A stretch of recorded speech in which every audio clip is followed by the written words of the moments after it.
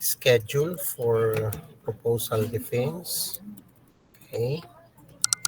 Schedule of Record, Dave, proposal record. defense. Okay.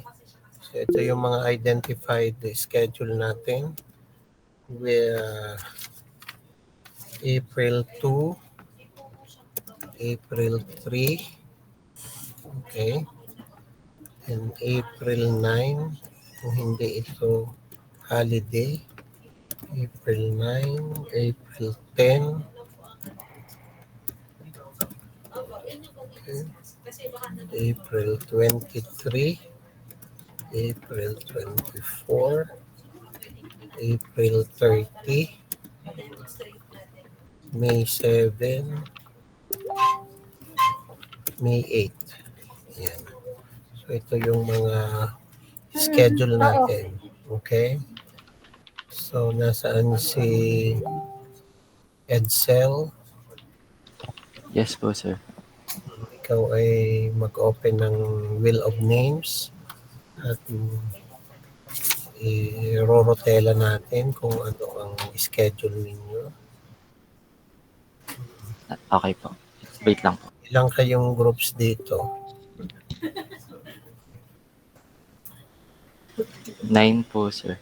So, roleta ng kapalaran ka ngayon. Sige. Lagay mo ang group 1, 2, 3, 4, 5, 6, 7. Yan. Group 9. Okay. Go. So, spin.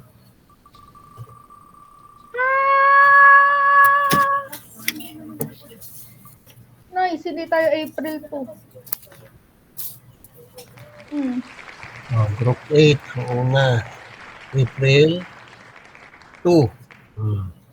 Ilagay ninyo sa inyong sa inyong Google Sheet. Next group.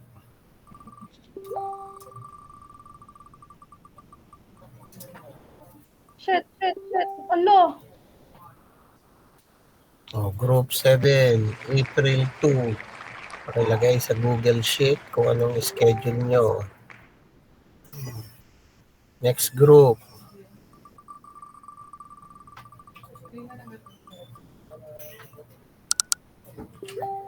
Group 2, April 9.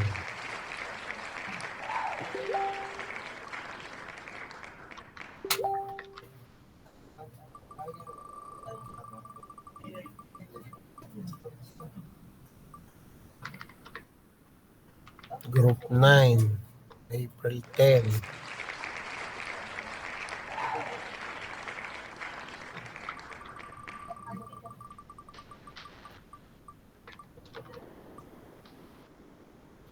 Group 1, April 23.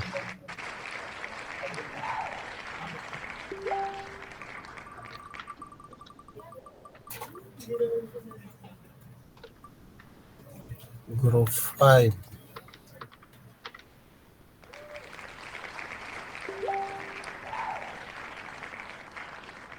April 24 ang group 5.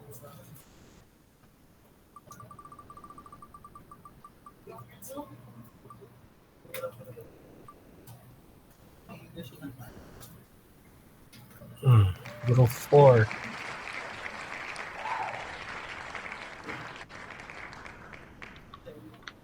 April 30. Group 6, May 7. At Group 3, May 8. Yan po ang ating schedule. Pakilagay po ulit sa ating mga Google Sheet. Group 8, ang una, Group 7, Group 2, Group 9, Group 1, Group 5, Group 4, Group 6, Group 3 ang huli. Okay? Yan. So, finish. Thank you. Then, we will discuss on page 54 of your manual. Paki-open. Narito yung ating general guidelines for research proposal defense. So, paki-correct nito, naka-highlight. Yung chapter 3, nakikita ba ninyo itong screen ko? Ashley? Nakikita ang screen? 54. Hello po. Ano? Apo, kita po. Oh, yan. So, itong ini-highlight ko dito? Research methods and procedure. It should be research methodology. Pakisulat po dyan. I repeat, research methodology. Ito ay base sa ating suggested contents. So, yan ay tama itong chapter 1, the problem and its background. Chapter 2, review of literature. Chapter 3, research methodology. So, dapat ito yung ating makita sa ating research proposal. Okay, sabi dito, correct tenses should be observed in writing the research proposal.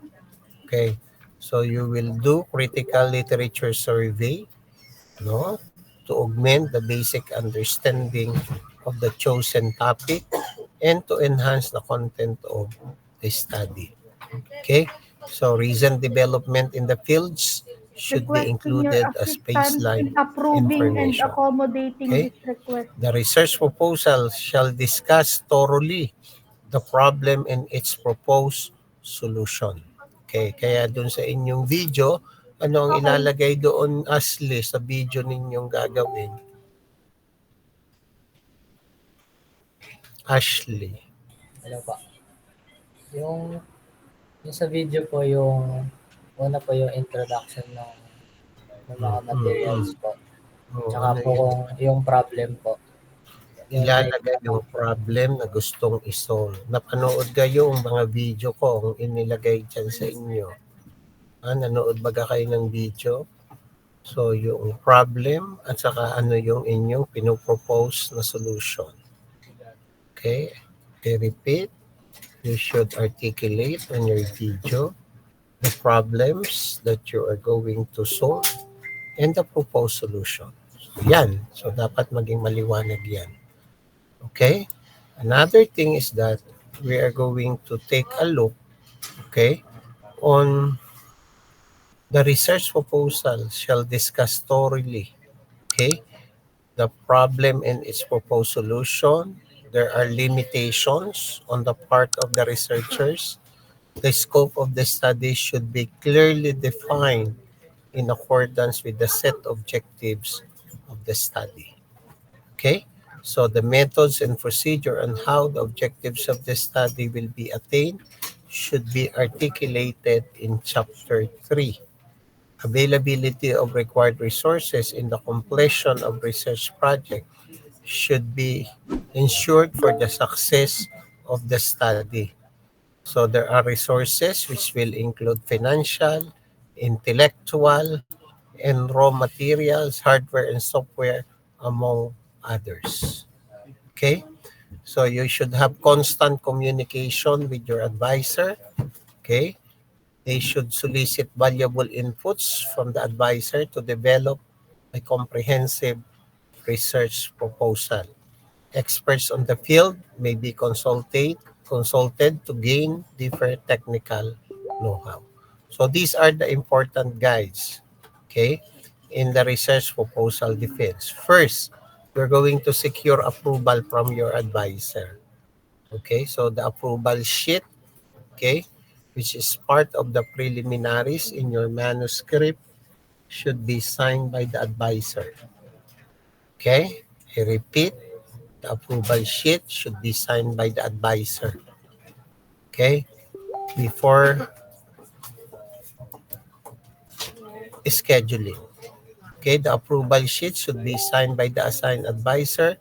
You follow the correct format and content of the approval sheet. The research proposal should contain all the required chapters, preliminaries, and appendices. Preliminary should include title page, approval sheet, acknowledgement, table of contents, list of tables, list of figures. If there are equations, then you are going to make also list of equations, okay, list of acronyms and symbols if necessary. Appendices should include proposed design of the prototype. So all important views, although this is already included in the expected output, still in the appendices, you include all important views with label components and dimensions. You use AutoCAD, maybe, or SolidWorks in the preparation of your design. Other appendices will include cost estimates, detailed cost estimates, although budget requirements is part of your chapter 3. Okay, so you are going to include the detailed cost estimates in the appendix. You may include also related calculations, tables and graphs, engineering standards to be used, and curriculum vitae of the researchers. Okay, now number 3.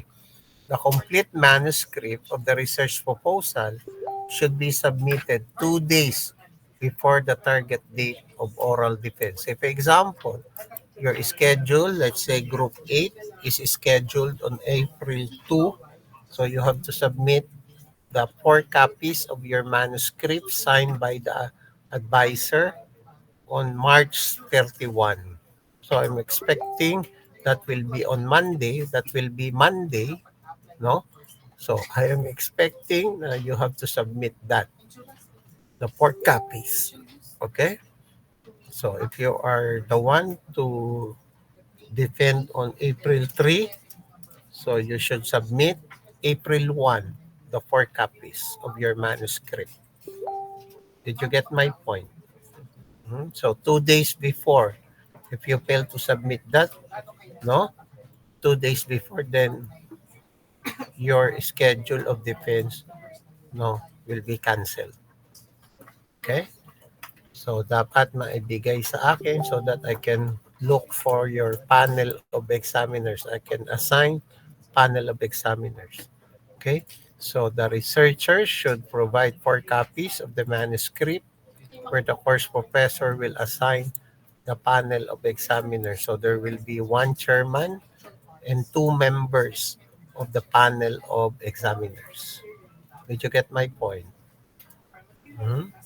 So, there are 3 panel of examiners. One is the chairman and the other 2 being the members. Okay?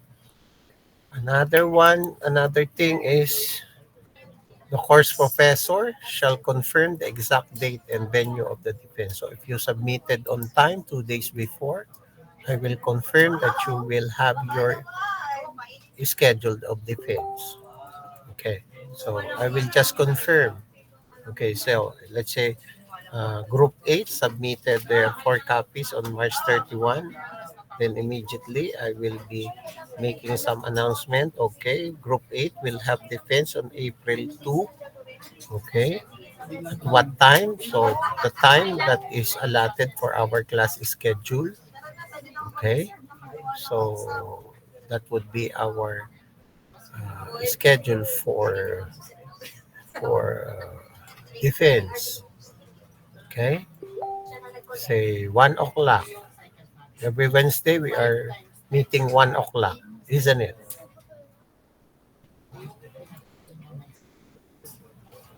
Wednesday we are 1 p.m. We have 1 p.m. schedule. Opo, sir. So doon ka mapapaschedule. Okay, yung group 8, 1 p.m. to 2:30 p.m. Usually we will be holding our oral defense at ME consultation room. Okay, any clarification on that? Did you get my point? Okay, next you are going to fill up a rubric for research proposal defense para sa chairman at para sa members. Okay, so you will be graded based on the rubrics. Further, they shall prepare the PowerPoint presentation emphasizing the highlights of the proposal. Okay, so meron kang, aside from the video that you are going to prepare, that you are going to present that that is the first part of your proposal defense. The second part would be the discussion of your PowerPoint. Okay, in the PowerPoint, We will only include important components of your proposal. Do not put everything. Say, exclude those definition of terms, those huge conceptual literature which are not too significant. Okay, focus on those problems that you wanted to address. Okay, you may include some gap analysis, the one we did, yung task natin on gap analysis, the first field analysis to highlight the problems. Okay, very important to include is the objectives of the study, the scope, limitations, and the limitations. Okay, and then in chapter 2, you focus on the concepts, important concepts and theories associated with your study. And then the past studies that have been reviewed and have a significant contribution for your research. And chapter 3 should include a complete methods and procedures. So chapter 3 should be comprehensive, okay, to tackle everything. Okay, hanggang dun sa ating expected output. Okay? So wag nang ilagay yung mga hindi kailangan sa PowerPoint. Okay? And then you should know all aspects of your research proposal. It doesn't mean that you will present chapter 1, okay? Only chapter 1 will be studied. If you are the presenter of chapter 1, then you may be asked in chapter 2 also, even in chapter 3. If you are the presenter of chapter 3, you can be asked by the panel in chapter 1. Okay? So it depends on the panel on how they will throw the questions during Q&A. So be ready. You should understand everything in your research, okay, before presentation. Okay. Do not rely on a little knowledge. Okay. You have to read, and read. You should have a deeper understanding of your study so that you will be able to defend, okay, and discuss completely, okay, in front of the panel of examiners. Okay, you will use English as the medium of communication. Okay, so you observe proper attire, the business attire, and proper grooming. Okay, so you should come in business attire. Baka mamaya, dadating ka dito, nakapang-basketball ka, nakasando ka at ikaw ay mag-a-outing. Okay, hindi pwede. So, you use English language as the medium of communication. There will be questions or queries to be raised by the panel of examiners after presentation. Researchers are expected to be articulate while answering the questions or queries. Next, a brown envelope. So, long brown envelope containing rubrics, professional fee, and ball pen should be provided to the panel of examiners. So, in the professional fee, you're going to pay your advisor 500 pesos. Okay. So 500 pesos payment for advisor. Then 300 for member, okay? For each member of the panel of examiner. Okay. So you have one is chairman and the other two members, so it means 900 plus 500, so 1,400 ang total professional fee that you are going to prepare. Okay, so did you see in the chat box? Napapakinig baga? Nakikita itong mga sinusulat ko sa chat box? Yes po. So you are going to put the professional fee, no? Professional fee in a white envelope, no? Then you put inside the brown envelope. Saka pa lang ilalagay sa brown envelope. Okay? So you buy white envelope, you put the professional fee, and then put in the brown envelope. Okay? Walang gagamit ng mga ampaw. No, yung mga pulang pang hindi naman ito binyagan. Hindi naman kayo magpapakimkim sa mga bibinyagan. No, mamaya mga ampaw ang gamitin. Bawal. Okay, white envelope.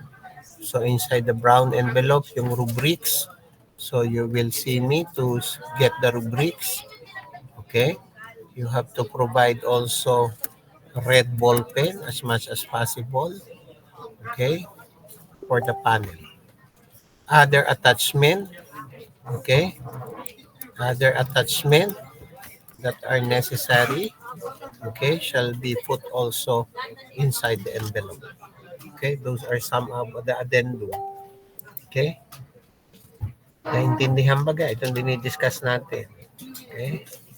And then, student assistants shall be assigned for the group who will assist researchers in the preparation. So you may set LCD, may LCD tayo, meron tayong view board, okay? And those who will operate your PowerPoint presentation. After thorough discussion, the panel of examiners shall deliberate for the final verdict, whether your proposal is approved or disapproved. Okay. Kung approved, you will be given your corresponding grade. If disapproved, the researchers may look for a topic and prepare the required manuscript. Okay, so if your topic is approved, then you are going to work on your revisions. Okay? And then the revisions, after signing the approval sheet, after satisfying all the comments and suggestions of the panel of examiners, then you will be given your corresponding grade. It is now the time that you can print your research poster. You can do the layout, but do not print yet until you have your research proposal approved. Okay? Because if it is disapproved, then you are not eligible to print your research poster. Did you get my point? Did you understand it? Where is the foreigner student? Where is the foreigner? Did you understand it, Adam? Yes, sir. Okay, good. So, before coming to the defense, no, you should discuss within your group all the possible questions that will be raised by the panel of examiners. Of course, during Q&A, you should have consistent answer to a particular question. Okay, there are some cases that the students are very inconsistent in answering their questions. A simple or basic questions cannot answer directly. Okay, it means that you did not contribute to your research proposal. The reason why you are not aware on what are written in your manuscript. So it's very important for you to understand and to know everything what is written in your manuscript before submitting. Okay? So you're going to submit your chapters 1 to 3. No, I have to check it, and then your advisor shall check it also, and you should seek approval, okay, from your advisor, okay, for proposal defense. Otherwise, if there is no such approval of your advisor, you cannot undergo your proposal defense as scheduled. Oh, the question is, if you fail to present on your scheduled date and time, what will you do? Okay, when will be your schedule? So you will be scheduled on the last. Okay, iaano natin yun. We will find another schedule that your advisor and panel of examiners are available. Okay, so I'm not sure when will be the next schedule. So as much as possible, in the set schedule, you should be ready. You should be ready. Everything should be polished. Everything should be packaged, no, perfectly, okay, and submit to me for scheduling. Did you get my point? Did you get my point? Yes, sir. Okay, good. Then it would be very important for you to communicate with your advisor. If you fail to communicate with your advisor, then there will be no progress in your manuscript. There will be no inputs from your advisor. Maybe you are expecting that what you have written and what you have done, okay, in your paper, everything is okay. But at the end of the day, during the presentation, no, everything is not acceptable. Okay, that those are grounds for disapproval. If your paper are not properly packaged, if you just copy and pasted some literature which are not in relation to your study, you fail to include your citation and referencing, okay, you don't have enough understanding on how your machine or prototype be operated. So those are the things that the panel may reject your paper. Did you get my point? So make sure you understand everything. Make sure you understand how your machine operates. What is the function? What are the components? How big is your machine? How small is your machine? Everything should be well justified. What is the capacity of your machine? Because there are people saying that they are going to design and develop a small scale machine. So how small is it? How big is your machine?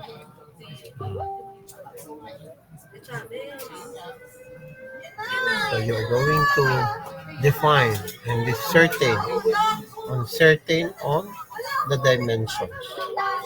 Okay?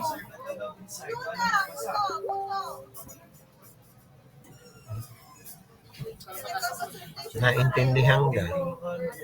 Naiintindihan, Ashley? Yes, Hoson, were you able to meet your advisor? Yes po. Ha? Na-meet na ang advisor? Opo, sir. Ha? Yes po. Who's your advisor, Hoson? Si Sir Kim po. Sino? Si Sir Kim po.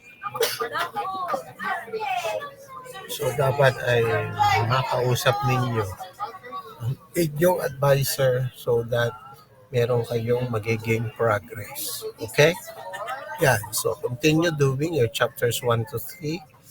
You develop your script, your storyline for your video because the video that you are going to prepare is not just a video. Okay? So maybe you have watched already some example videos in the link. Okay? So that would be your basis in preparing your own video.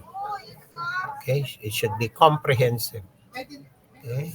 It should be well justified. All claims, all statements that you are saying, no, in your video, or all statements that you are narrating in your video should have concrete evidences. Okay? Is there any question, Adam? Do you understand our discussion today? Yes, sir. Okay. So continue doing your paper. Okay. I'm expecting that you have your huge progress. Okay. By next week, we have our midterm exam. Make sure you are continue doing your paper also, so that by week 10, okay, you can submit it for some review and evaluation of your paper, whether it is ready for defense or not.